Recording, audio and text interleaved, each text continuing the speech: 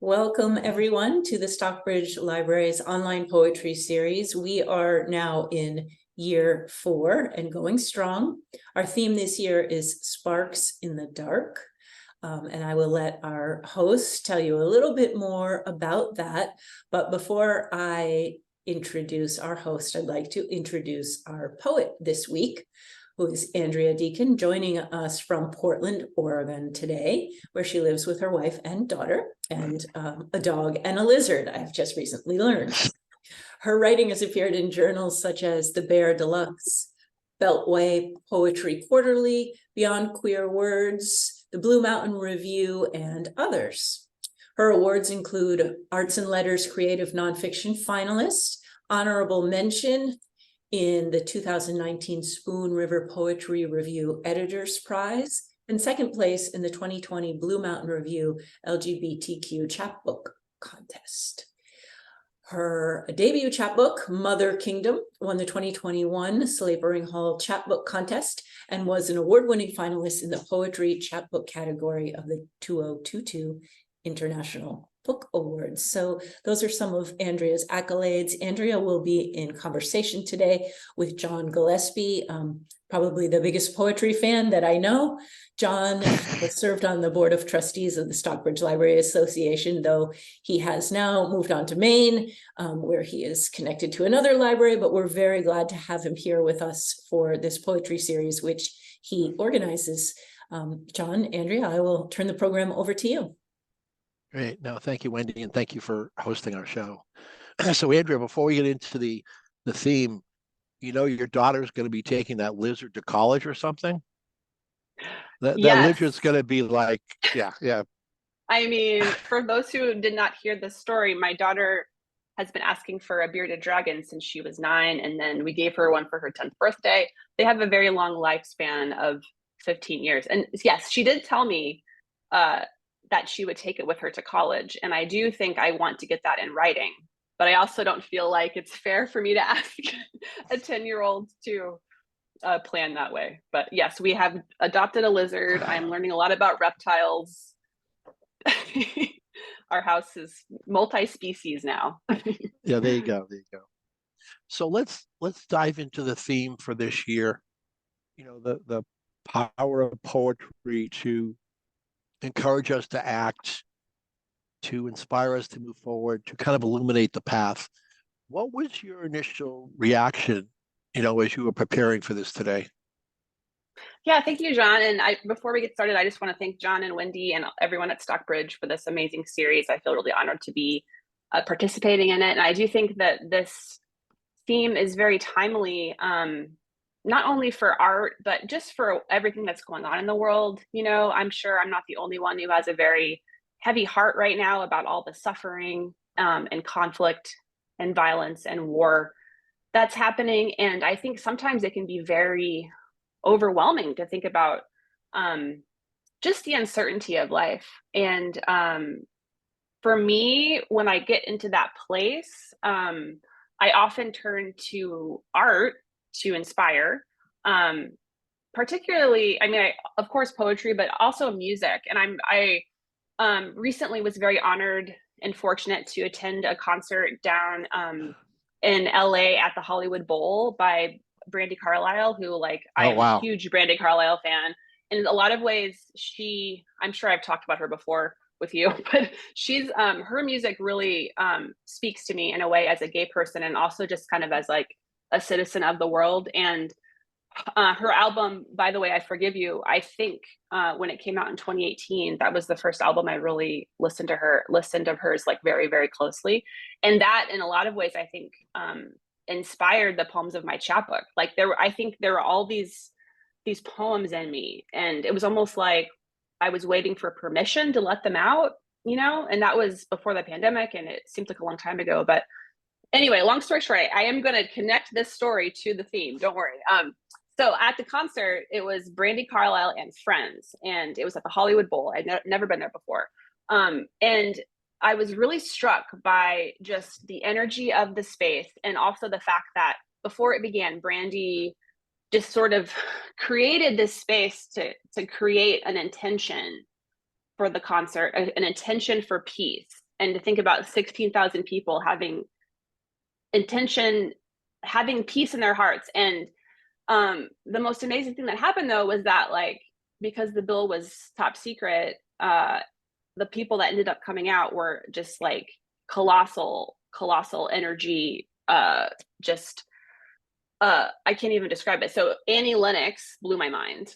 She's just like a light of charisma. And then at the end, Joni Mitchell. So imagine Joni Mitchell singing a week away from her 80th birthday. And then you look around, everyone has their light on their phone. And to look around and see all those lights, right? So it's like those moments are really inspiring to me. And I think a lot about how, like, yes, we are just one person each, right? But then collectively we can be so powerful. And when I was thinking about this theme, I was reminded a lot about the writer Rebecca Solnit, who I think I really look to writers who are much smarter than me in times of like uncertainty. And she had this great book back after the 2016 election called Hope in the Dark. And it was a lot about just the time after that period where a lot of us just felt so lost and so confused about the trajectory of US politics. And I thought, I don't have that book in front of me, but I thought I do have her one of her latest books called Whose Story Is This? And it's Old Conflicts, New Chapters. And she has this I should say who published this. This is by Haymarket Books. And I thought I would just read a couple passages out of this to get us started, because I just really love the way she thinks about just the power of words and ideas, especially in times of struggle. Okay, so this part, okay, she says, we live inside ideas. Some are shelters, some are observatories, some are windowless prisons. We are leaving some behind and entering others. At its best in recent years, this has been a collaborative process so swift and powerful that those paying closest attention can see the doors being framed, the towers arising, the spaces taking shape in which our thoughts will reside, and other structures being knocked down. Oppressions and exclusions, so accepted, they're nearly invisible, become visible en route to becoming unacceptable, and other mores replace the old ones. Those who watch with care can see the structure expanding, so that some of those who object or ridicule or fail to comprehend will, within a few years, not even question their lives inside those frameworks. Others try to stop these new edifices from arising. They succeed better with legislation than with imagination. And here she's referencing abortion for a second. That is, you can prevent women from having access to abortions more easily than you can prevent them from thinking they have the right to an abortion. And then she links it with like words. So here's another bit. This is a time in which the power of words to introduce and justify and explain ideas matters. And that power is tangible in the changes at work. Forgetting is a problem. Words matter, partly as a means to help us remember. When the cathedrals you build are invisible, made of perspectives and ideas, you forget you are inside them, and that the ideas they consist of were in fact made, constructed by people who analyzed and argued and shifted our assumptions. They are the fruit of labor. Forgetting means a failure to recognize the power of the process and the fluidity of meanings and values. And then there's this last bit. She kind of like does a call to action, remembering that people made these ideas. As surely as people made the buildings we live in and the roads we travel on, helps us remember that first, change is possible. And second, it's our good luck to live in the wake of this change, rather than asserting our superiority to those who came before the new structures. And maybe even to acknowledge that we have not arrived at a state of perfect enlightenment because there is more change to come, more that we do not yet recognize that will be revealed. I have learned so much. I have so much to learn. Anyway, I just love that idea of like the things that we sort of just assume are norms. They're all just ideas, and ideas can be changed. And I think poetry fits in with that conversation, you know? Yeah. So were there some specific poems you wrote after reading her work? Maybe you could share one or two of those. I mean, listen, you've got Yeah. your whole thing scheduled, so Well, okay, before I do that, I will say this. I'm working on a full-length manuscript. Talking about igniting a spark in the dark. Oh my gosh, I feel like working on a full-length manuscript is like walking in a cave, and then it's like you can't see anything except what's in front of you. I find it, I've never done it before. I've only ever done, you know, a little chapbook. So like the process is just like I have a little spark, I have a little light, but I can't see like the forest for the trees. And it really takes like the other writers in my life to say, oh hey, I have a match.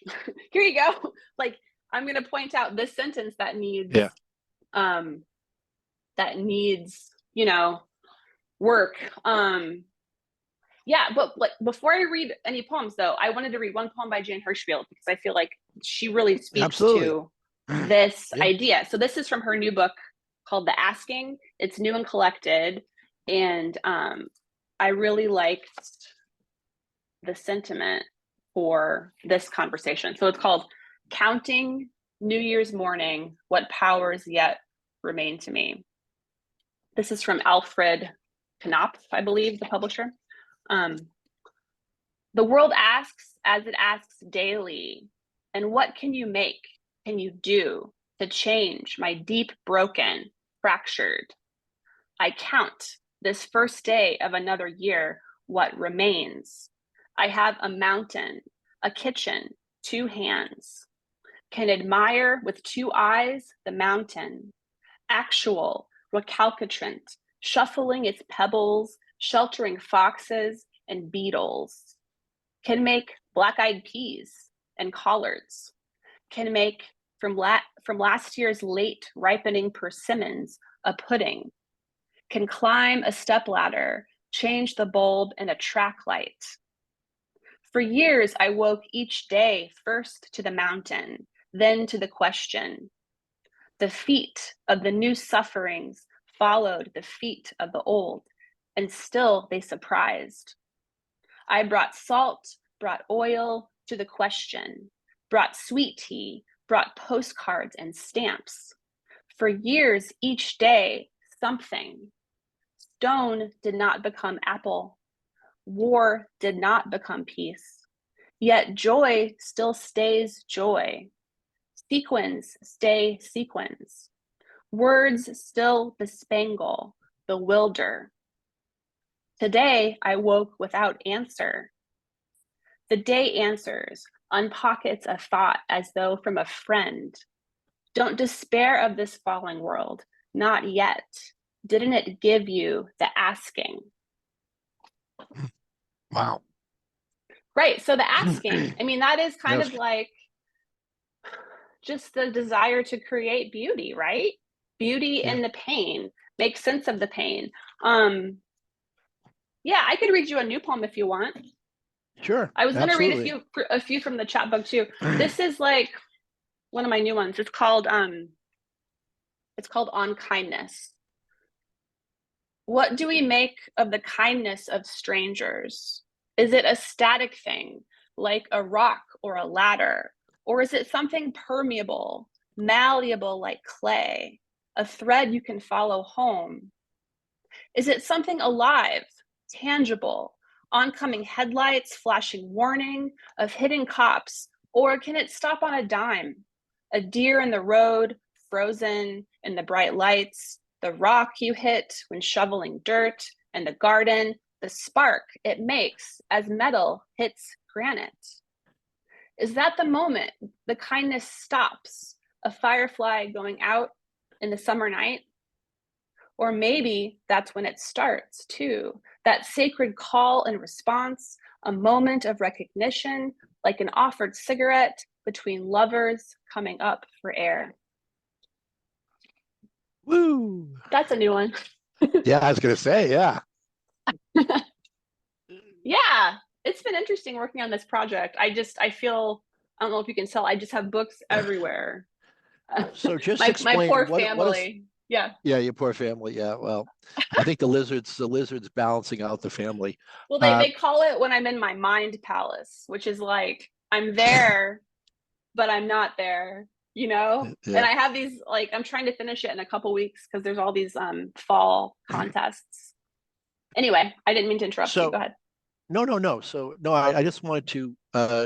This is the first time Noelle is a new friend, and Lucia's. We got married 3 weeks apart back in 1979. So, uh, Oh, cool. yes, yeah, Lucia and Steve, very, very close friends. Just explain, I probably get it, but tell us what a full manuscript is. Oh, well, this is the first time I've ever tried to write one. Um, so I don't really know exactly. I think a lot of times it's about page length, and it's also about theme. So I'm shooting for like, I don't know, 50 to 60 pages. I don't want it to be too long. A lot of the contests I'm submitting it to it's like minimum of 48 pages. Um, it's in 3 parts. My working title is The Grief Factory, which is a poem that I also wrote. And I'm going to include some of the chapbook poems, but it's kind of like moving from the personal, because my chapbook is very much personal, you know, like personal stories and experiences. And then my vision for the full length is kind of like moving it to the collective. Like I want there to be movement. And so I'm close. I just feel like things are just rough, you know? I work in So is it, spurts. It's like I'm either not working or I'm working. And then I kind of feel like, am I just a procrastinator? But really, I think sometimes things need to marinate. Like I have a lot of poems I wrote last year that I just needed to like put aside and let kind of like marinate and then look at with fresh eyes, you know? so one final question that I'd like to hear more, some of your poems. Is it Yeah. a combination of prose and poetry or just poetry? It's poetry, but I am doing more prose poems, which is like kind of I feel like a really fun place to explore. Yeah. Because my background is a fiction writer, and so I love writing prose poems. I was a pretty terrible fiction writer though. I'm so bad at plot. I would write these like very long, detailed scenes, and then it's like my teachers would be like, "Okay, but what's happening in this story?" I didn't realize I was a poet then, you know. I just really love to like go inside the moment, be so detailed. And then that doesn't always work in fiction. You got to like keep it going, you know? Yeah, right, yeah. So share some of your work and maybe even some of those those those marinating poems that may now Oh, have been yeah. ready to come out of the oven. Yeah. Well, first I'm going to read one from my chapbook, Thunder Kingdom, Yeah. because there's this poem. I've read it on this series before, but I really feel so tenderly toward this poem because it's called Evolution. And I feel like it's the very first poem I wrote after a long period of silence when my daughter was really young. And I kind of like started this whole thing. It was the spark that became my chapbook. And then I think also just became I don't know, sort of like my vocation. I don't know, it's hard to explain, but the setting of this one is I grew up in the woods in Missouri, on the Osage River, and my father would often look for arrowheads when I was a little kid. So this one's called Evolution. Was it when I followed my father to the fields, his back hunched, searching for arrowheads, my feet sinking in the newly turned earth? Or was it seeing my mother from the doorway, her back a waning crescent in the dark? Words came easily to me then, alone with paper, my mind a sweet shadow, time a blanket around my shoulders. But coming out my mouth, they choked and stumbled, my face the crushed color of cherries stuck to the bottom of a boot.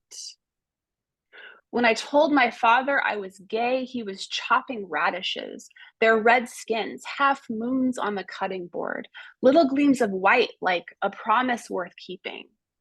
His careful hands slicing, their rough wintered edges that held so many things, dogs, babies, stones the color of starlight, my wild heart beating the knife's calm rhythm. What can I fix you to eat? My mother was not so easy, her face pinched pale in the thick dark of her bedroom, thin covers a moat of righteous limbs, and I the only sinner. Even now, all these years later, my heart closes when I hear her voice. Today it's cold, but the crocuses are coming up, ochre pollen petals, small as thimbles.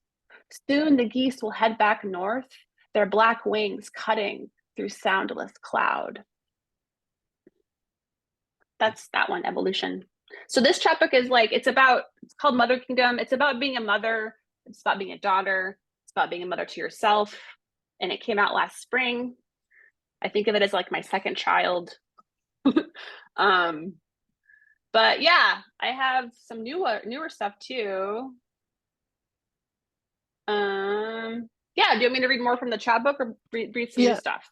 What do you think? I guess the phone, yeah. For me is, I guess my gold standard is Mary Oliver's The Journey. When I read the first line, I literally want to jump out of my chair and run down the street. Running down the street right now is not a good idea for me, but maybe at one time it was. So I'm just wondering, is there one poem, and once again, I know I'm putting on the spot, is there one poem that just every time you read it, you're like, wow, I got to go somewhere. I got to do, it's almost like you can't work on your manuscript anymore. You just got to jump out of your chair and go, forget about buying a lizard. You don't want to do that anymore. You mean a poem that I wrote or another poem? Poem that you wrote. Is there one poem that just no, once again, don't look us up. Just go with yourself. Just a question. I'm just trying to figure out. I mean, I really like this one. That it's in the chapbook. It's called Before Girls There Was God, because it's this idea of like not being able to see yourself. I grew up very Catholic, so there weren't any examples of gayness. So I had a lot of misplaced feelings as a young person. And this one also is a lot about my father, who I spent a lot of time with him as a young person. And his job was landscape maintenance. He had his own like landscape maintenance service, and he would cut grass. But one of his jobs was cutting grass at the cemetery. So it was just wild as a little person to be on a lawnmower and cutting grass at cemeteries and thinking about like all the bodies underneath, right? I mean, I probably wasn't thinking about it then, but I think about it now. And it was the city cemetery, so it was all soldiers. So I'll read that one if you want. Yeah. It's called Before Girls There Was God. When I was young, I'd ask my father to go to work with him. Sweaty Missouri summers, Mountain Dew and junior mints, cutting grass at the city cemetery. He put me on a riding mower at 10. I had it precisely mapped out. 3 passes for each row. My skinny legs stuck to the hot black seat. The blade lined up just so to get close enough to the graves without scraping the sides. At 17, I got religion. For 3 days, Catholic girls in sleeping bags held hands, our Bibles tucked lovingly between us. My mother's idea. A retreat will do you good. All the girls were going. I didn't think much of it, just another chore until I saw her that first night. Darla, the counselor in college, a gold cross nestled in the hollow of her neck, kissed tan with summer. She smelled like coconut lotion and juicy fruit, the clove cigarettes she'd sneak at lunch. When she smiled at me, I felt saved. I came back from that weekend filled with the Holy Spirit, thinking of her taut calves, the tiny blonde hairs just above her knees, the way she said my name.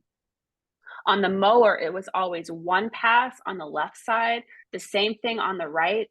My father coming behind me with the string trimmer to get the grass just right between the graves, all the edges I'd missed. He sliced through those blades of stinging July grass like they were silk. But it was the third pass, the last pass, that was my favorite. I called it the middle. I'd floor the motor as fast as it could go, riding on top of those sun-setting souls bound by the old law. I was still alive, flying free. Yeah. Great. Great. Thanks. Yeah, very nice. I know I'm putting you on the spot today, so. It's fine. You know, I feel like we've gotten to know each other pretty well over the past few Yeah, times. I was gonna say, it's I like yeah, it. as always like I say that, yeah, when we're gonna have a Q&A in a few minutes. Make sure you give the poets a hard time. Don't let them off easy. So, That's what I expect from you, John. But where's Kathy? That's right. Kathy's not here. Yeah, I don't know where Kathy, she's been the first two shows. So while we're doing it, let's just take a break for Noelle and Lucia. Noelle, first time. Lucia, haven't been here in a while. We do have a little audience participation, comments or Q&A. As I say before, don't let the poet off easy now. This is your time to do your favorite Law and Order episode with Andrea. No, I'm kidding. So Noelle or Lucia, do you have any questions or comments for Andrea? Yeah, go ahead. I do. I was just sort of typing into the chat that I have to leave at 1 o'clock sharp. Actually, my call is coming in right now, but I wanted to say to you, sorry about that. Let me just send a message. Hang on. I'll call in 2 minutes. I just wanted to say I really love your energy, Andrea. Thank you. I was on the lawnmower with you just now. Oh, nice. The others I enjoyed, but I definitely felt what you were feeling in that last poem. So cool. Yeah. Thank you. Yeah, I'm really sorry. I have to jump off. John, thanks so much for this. I'll see you again soon. But we'll talk again soon. Yeah, Andrea, I'm so glad John put you on the spot. Yeah, that's it. All right. He's good at that. Okay. Thank you so much. Thanks for good. joining. Okay, bye. bye. All right. Yeah. Lucia or Steve, any questions or comments? They may be pretty quiet. So,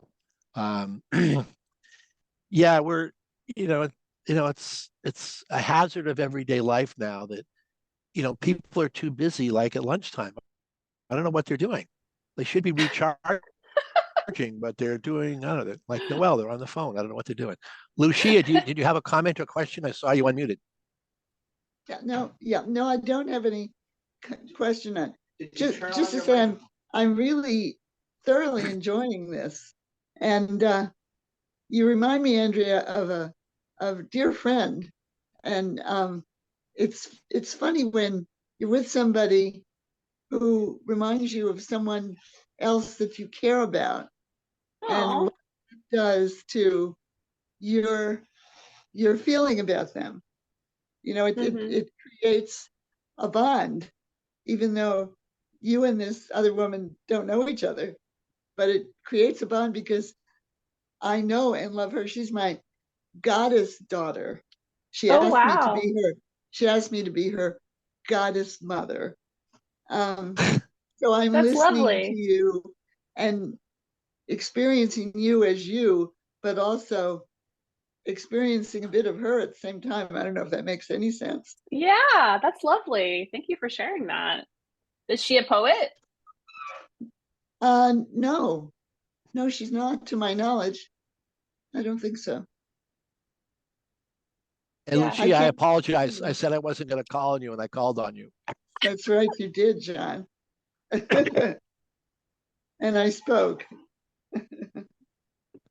Yeah, no, great. Very good. Thank you very much. So, Andrea, let's go back to, what you want to share, some of your poetry. Sure. Let's see. Well, maybe I'll read something new. This one's called Silent Treatment. It's a newer one. Okay, it goes like this. White static on the television, a wave rising at my back, a wall of gray clouds skimming towards my car. I am driving away from you. Since we last spoke, spring has come.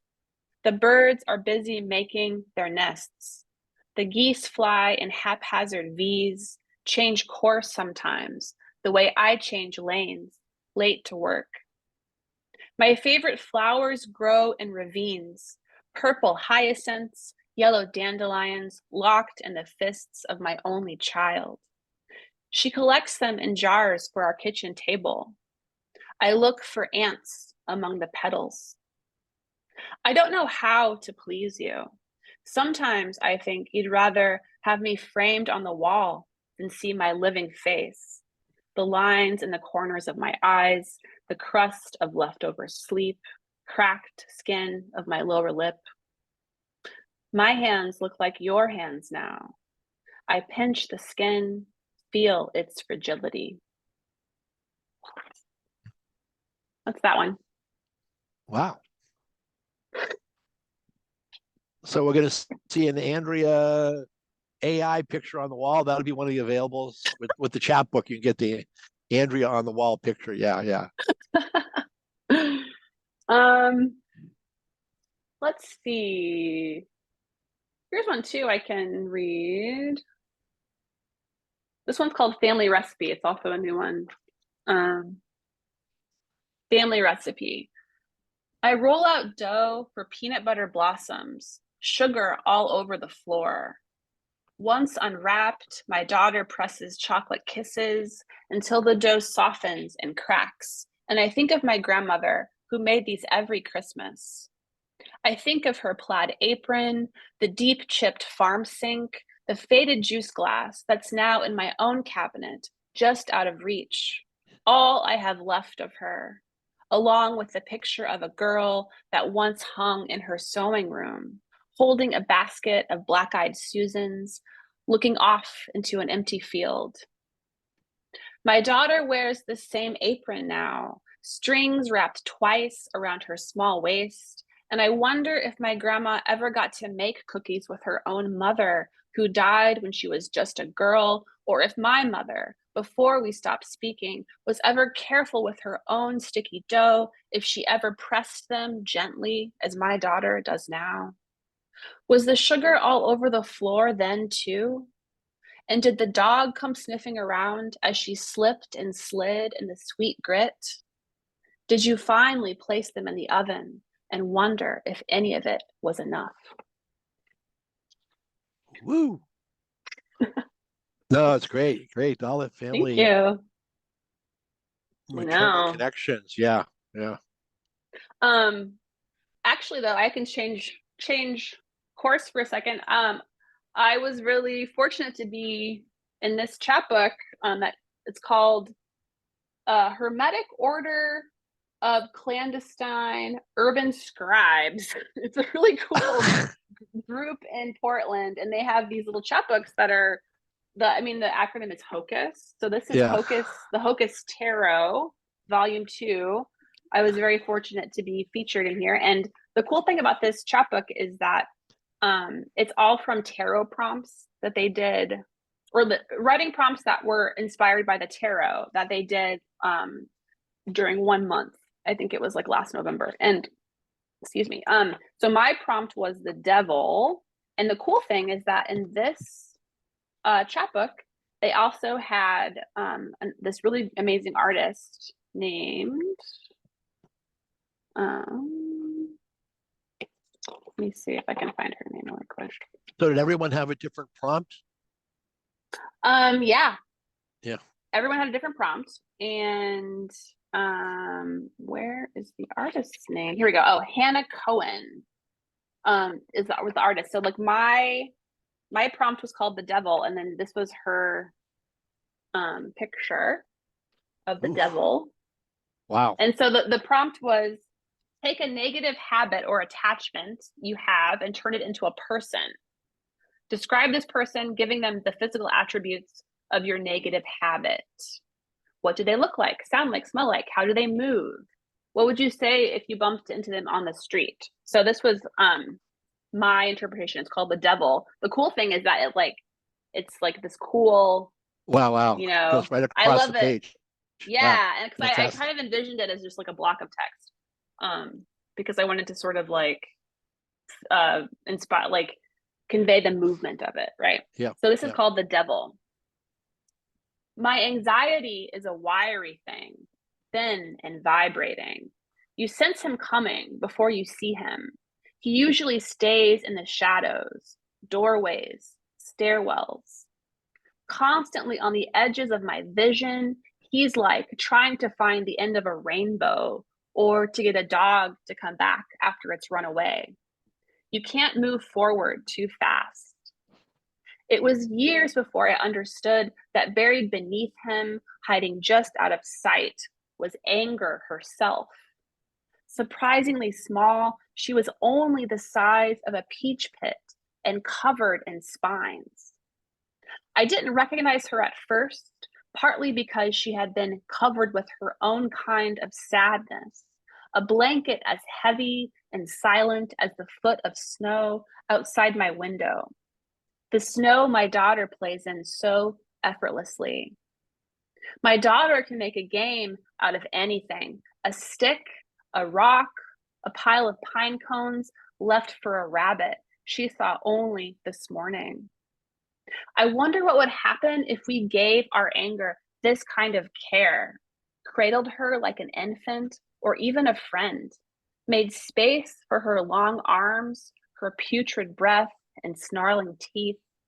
If we held her close anyway, gave her a name the way I was given my first name, at the base of an altar I no longer believe in. The cool water cascading over my forehead, blessing me as a once wanted child. In the car at night, the moon looks like it's following us, but really, we're the ones throwing ourselves through space, launching our hopes into the sky with closed eyes. These days, when I see my anxiety on the street, I no longer look away. I try to reach into my pockets. I want to give him something. I still worry it won't be enough. Woo. Since I sometimes ride along with the anxiety friend. Yeah. Wow. This is a really cool Anger, chapbook anger. too. Yeah. It's available locally in Portland, Yeah. different bookstores. It's on my, if you go to my website, you can find where. I think Broadway Books, maybe. Yeah. Um, No, I love it. Boy, anger is a peach pit. Yeah, it's like behind by no, it's absolutely, very well, visual. that's like I a felt real like it was like thing. this this stranger in an Well, alleyway, and then you look down at his feet, and there's a little peach pit person. Yeah, that's like about to go nuts. yeah. I mean, what's interesting too is like, um, I think as women, like we're not really permitted to feel our anger, or we think like that's a thing. Like I've been in therapy for a while, and I had this breakthrough recently where I just, what I thought was sadness was actually, there was anger underneath and I didn't know, and it's like, what would happen if we just like let everyone let their anger out? I mean, not in destructive ways, but it's just that whole thing of like, you can't think your way out of feeling. And I think I tend to do that. I just want to think, but it's like, oh, I didn't even know that was there. Like, how do we like make space for that feeling? It's just No, interesting so great. being a human. No, so great, and thanks for sharing. No, just Mm-hmm.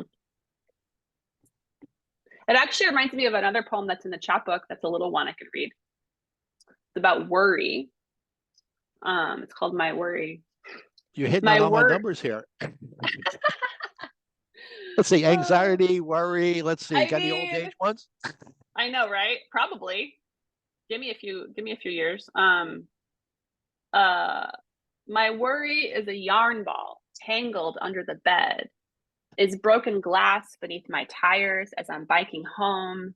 Is a piece of popcorn I've been working all day stuck between a pocket of tooth and gum? My worry is a wave watching me walk the shore, collecting stones and shells while my daughter runs ahead. From here, she is so small, I can fit her whole body between two fingers. My worry takes root beneath my very house, is there when the shit comes spilling out of the toilet as I'm taking a shower. My worry is a friend I see on the street walking home. I raise my hand in greeting, but she does not see me. Woo. It's a little one. Yeah, All lots of right. worry in the world. I was going to say, I think you got the full cycle of activity here. No, it's great that no, it's making me, no, it's that you're personifying these feelings into apparitions or people or stuff is really great. Thank you. So what, just tell us what would you said there was a theme for the manuscript. What would that be? Or there were several themes. Yeah, I think it's mostly grief. Oh yeah, you said grief. Yeah. Yeah. Yeah, just the grief of, the grief of being a woman, the grief of the world right now. The grief of, it's like all the types of loss that we can have. There's death, but there's also like when relationships change, or when your life turns out differently than you thought. There's just, I think collectively as a species, we've gone through so much, even in just the past few years, the pandemic, like late stage capitalism. It's like, I feel like we're at this sort of moment where all the old structures that have been erected to basically keep, no offense, white men in power, white straight men in power, no offense. No offense. But it's like all these structures that were built on the backs of others that are with less power, more vulnerable, other marginalized. It's like they're starting to crumble, and we're seeing the cracks. And it's like we can make this choice. Like we can just patch up the cracks, or we can knock the whole thing down and make something new. And I think like being a parent, I just think about like, what can I give my child? What can I give my child that I can feel proud of? And a lot of that too is just like, how do I center my values? I go back to that, like when things feel too big. And I go back, I'm trying to be more just present, be more in my body, because I think as a writer, I just think so much that I often just forget that I even have a body. I'm trying to write a poem about that. And it works until you hit 43, and then all of a sudden your body's talking to you like, you can't just ignore me.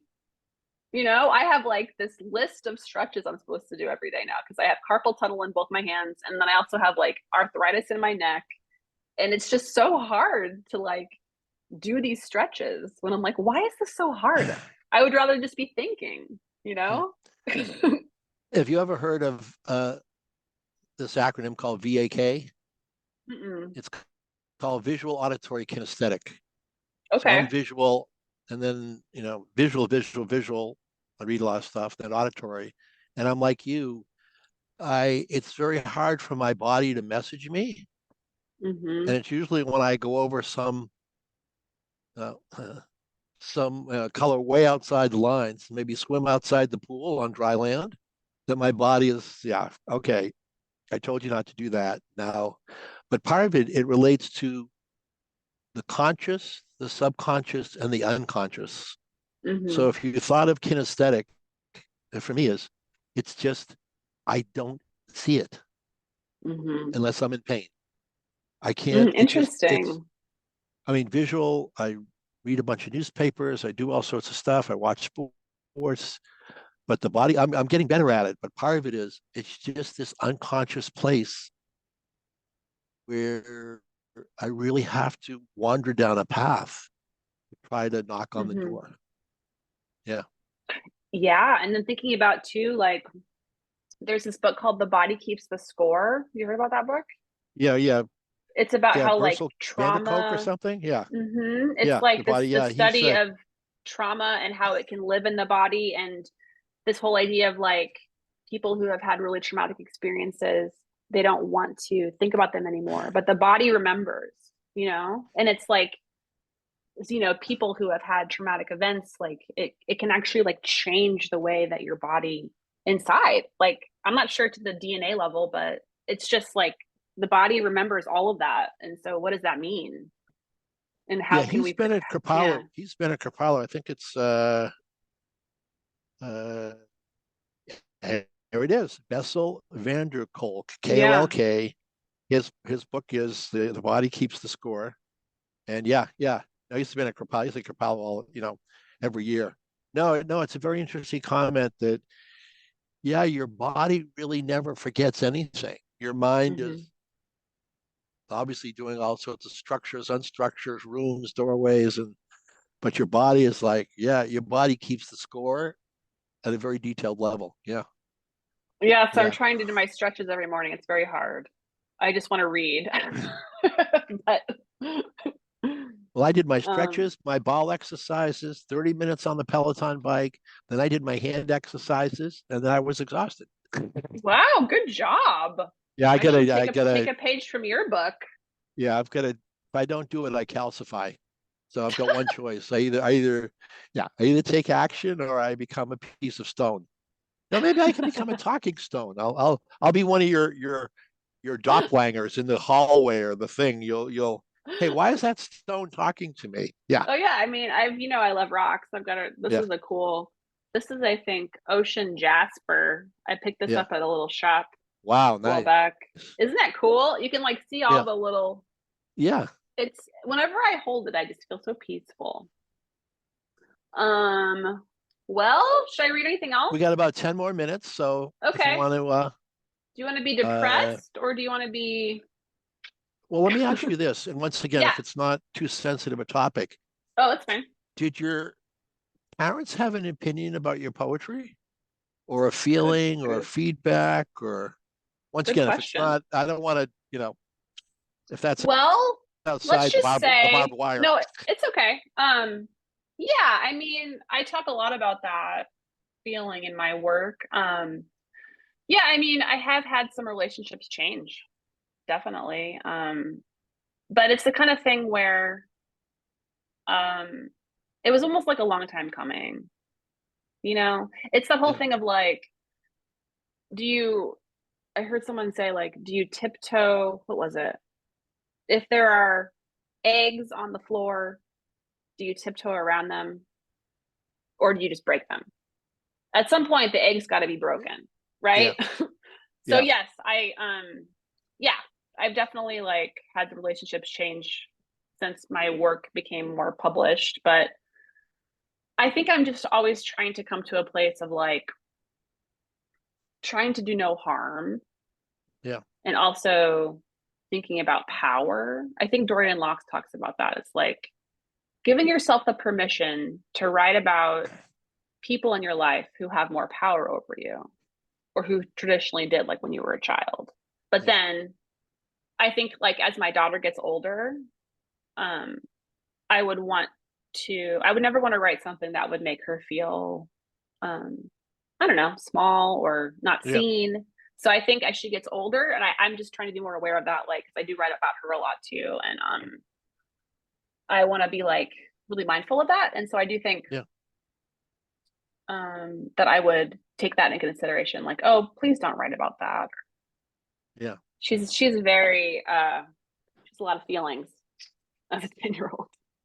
But yeah, it's been a hard thing because I've lost some people, but I also know that like sometimes you just have to like find yourself in that way.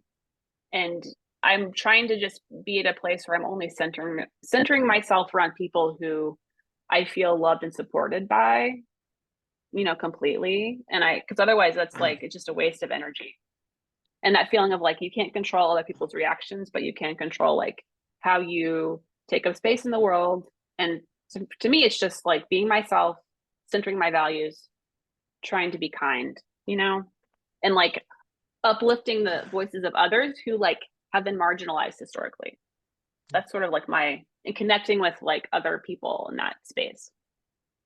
I agree with you, because at age 73 and a half, there's not a lot of time for people that try to drag me down into the muck, whatever that muck may Yeah. look like or be. It just, no, I'm just, yeah, in fact, I'm starting to do more work with someone I've worked with for 15 years, but we haven't worked together for a little while. And I said to someone, I'm just working with someone I really want to work with, period, in a sense. That's it.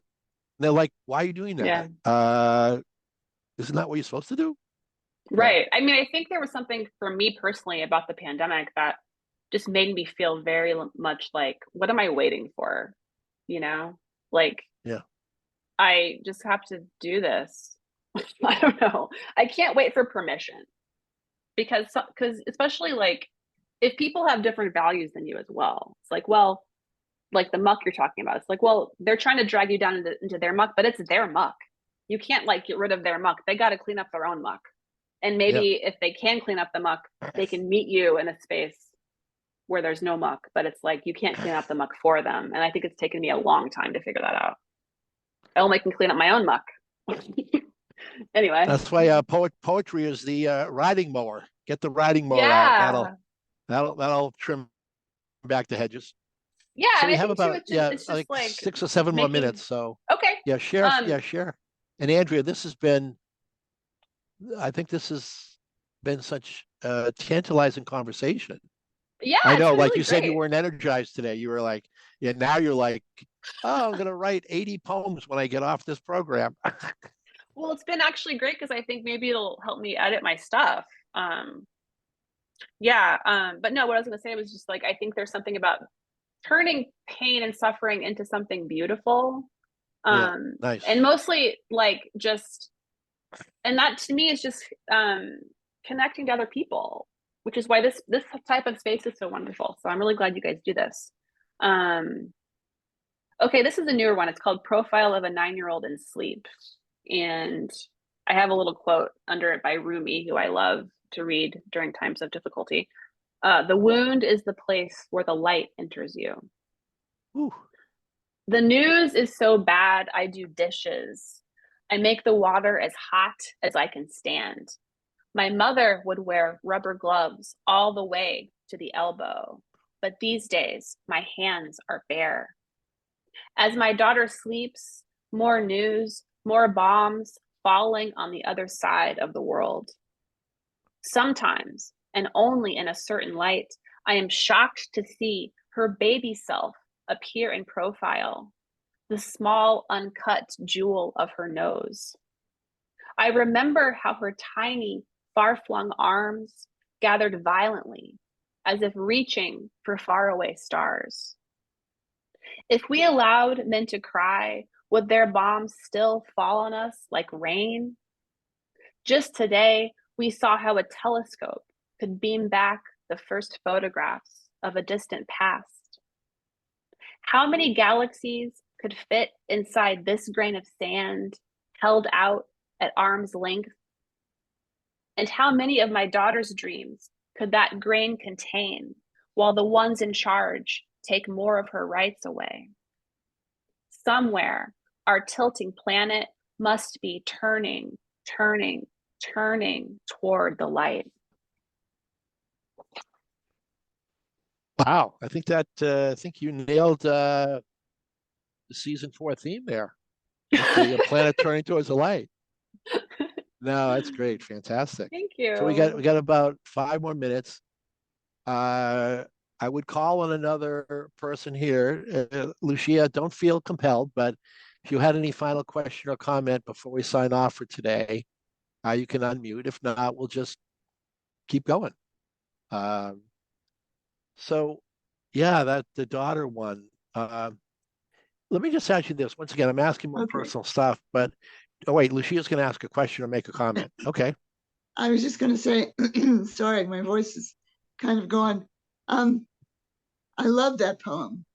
It really spoke to my pain over the world and what's going on. Is a poem by David White, which you probably know, but I would direct you to it. And I think it's called My Daughter Asleep. Oh, really? I don't know that one. Yeah, it's something pretty close to that. I think if you can Google it, even that poem itself, I've Googled it, so it's Okay. Googleable. Thank you. I love David White. Yeah, yes, me too. Anyway, I do want to thank you, even though I'm not saying much. It means a lot to listen to you and to experience your writing. Thank you so thanks a lot. much. That means a lot to me. Thank you. Okay, John, it's yours. It's mine. Back. It's back. Saturday Night Live. Welcome. No, I'm kidding. That's next. That's a two. Yeah. I'm taking Andrea, I think 10 people on a monthly beer trip, which I do, to Portland, Maine. So we can't make it to Oregon. We're only going to Portland, Maine. So yeah, so I'm going to switch gears from poetry to beer. Nice. So yeah, read one more poem and then we'll have to sign off. Oh my goodness, how do I close this out? Okay, read one more poem. Or one or two short ones, whatever works. Let's see. Well, I could read this poem, The Grief Factory, which was kind of like that was the good. working That'd be a good title. One, yeah, and this is probably enough for, yeah, it's not too long. Okay, The Grief Factory. And when I wrote this, I was trying to envision, like, what if grief were something you could hold in your hand, like a tangible object. Okay, The Grief Factory. At first, stones, rows of them, the quiet calm, the trajectory of the conveyor belt, the hands of the workers adjusting for shape and size. The Grief Factory keeps odd hours. It is usually open in the dead of night. Stone after stone passed down the moving belt, a living record of the grief the world has made. Backs bent to the never-ending task of assembly, to what has been lost. An absence of touch, the sound of your mother's voice, and how their hands could be my own. In the Grief Factory, they are churning out sadness in the shape of small stones. They number in the hundreds, pile up at the workers' feet. Their job is to stack them until the rocks become a wall, until they begin to run out of room. So unaccustomed is the world to love. One day I filled in at the factory, and after 8 hours on the floor, I looked down in shock. Instead of river rocks, smooth and heavy at the throat, ripe for stacking, suddenly there were flowers, purple petals, stamens long and yellow, falling in soft piles at my feet. Each and every rock my heart had once held for you now turns to flowers in my hands.